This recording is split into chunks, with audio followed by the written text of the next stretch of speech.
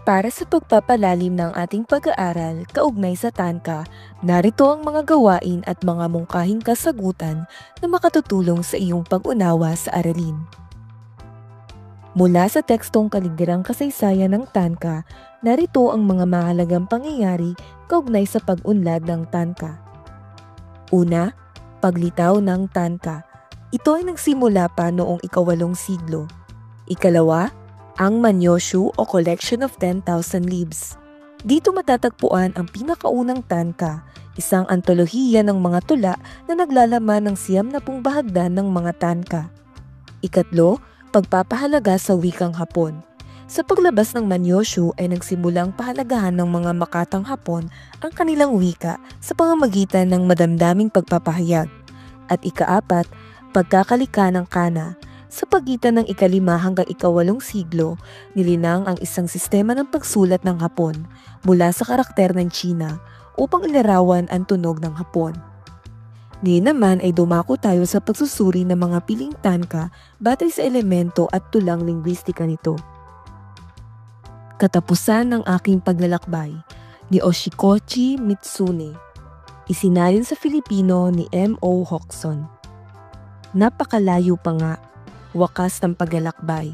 Sa ilalim ng puno, tag-init noon, gulo ang isip. Anyo?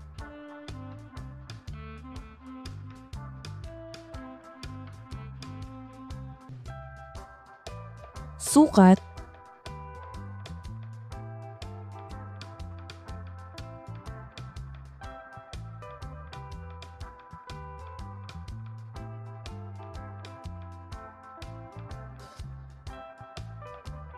Tugma?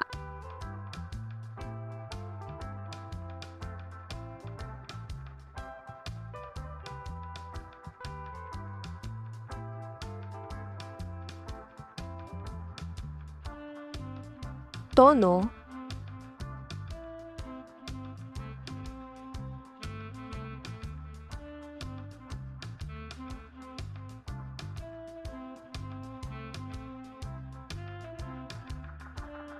Talinghaga?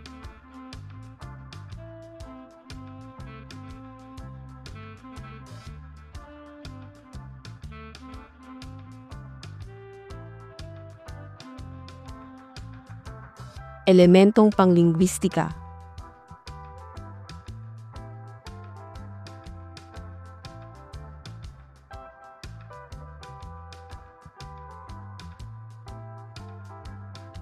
Naghihintay ako ni Prinsesa Nokada.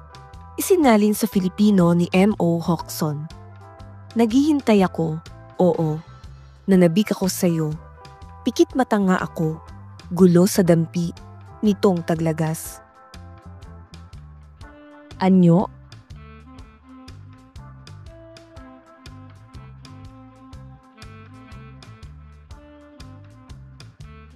Sukat?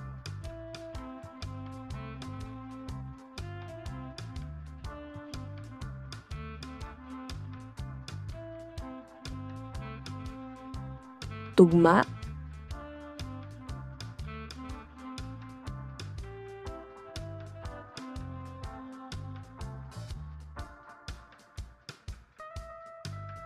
Tono?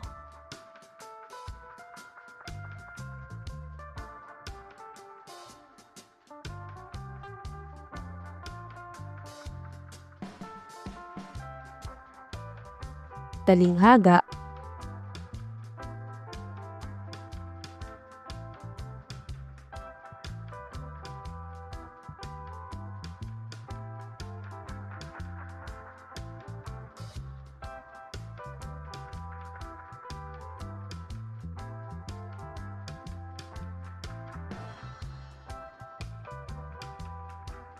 Elementong panglingwistika.